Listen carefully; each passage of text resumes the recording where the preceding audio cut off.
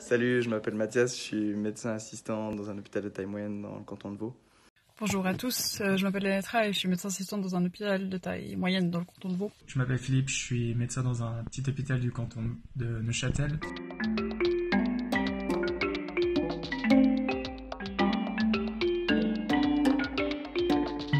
Je fais cette vidéo actuellement pour vous raconter ma nuit et illustrer le fait qu'il faut rester chez vous. J'ai eu des patients qui étaient testés positifs ou qui avaient des symptômes et qui ont exposé d'autres personnes en allant chez elles ou en n'appliquant pas du tout les règles de sécurité ou en ne le disant pas au tri des urgences, donc potentiellement contaminant plein de personnes. Et en parallèle, je vois que les unités temporaires que nous avons construites dans l'hôpital sont en train de se remplir à vue d'œil, avec également des patients jeunes qui sont en bonne santé habituelle et puis qui deviennent très très malades.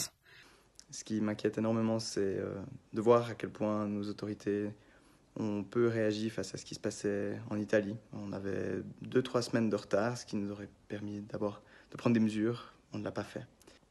Ça va être des mois très très très difficiles. C'est pas le virus qui circule, c'est les gens. Restez chez vous. Salut, je m'appelle Mona et je travaille dans un petit hôpital dans le canton de Vaud.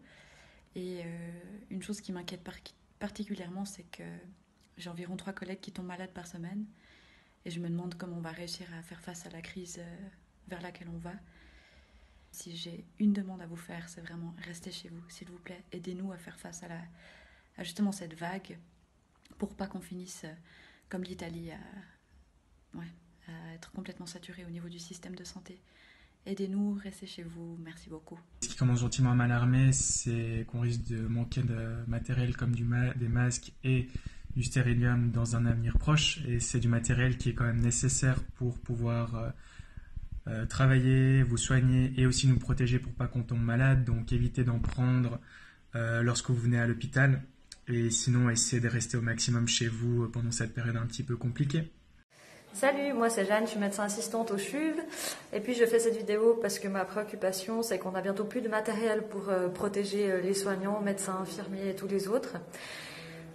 Typiquement ce genre de masques qui sont utilisés notamment aux soins intensifs où il y a une charge virale qui est grande, ici au centre de dépistage.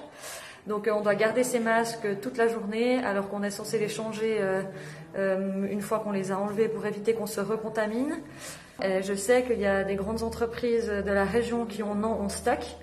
Donc si vous avez ce genre de masque FFP2 dans vos entreprises, n'hésitez pas à les amener au CHUV parce qu'on en a besoin vraiment, y compris les masques plus simples, standards bleus, ça aussi on en a besoin. Moi ce qui m'inquiète particulièrement de la situation actuelle, c'est que tous les gens qui ne sont pas infectés par le coronavirus mais qui ont besoin de soins sont actuellement moins bien pris en charge.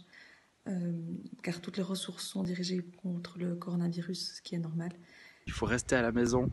On voit de plus en plus de patients qui passent aux urgences et puis progressivement les soins intensifs qui se remplissent des patients de plus en plus graves, de plus en plus instables. Alors ça nous inquiète et vous pouvez faire quelque chose en restant à la maison. Merci. Si vous voulez nous aider, si vous voulez vous aider, aidez-nous, restez chez vous. Merci.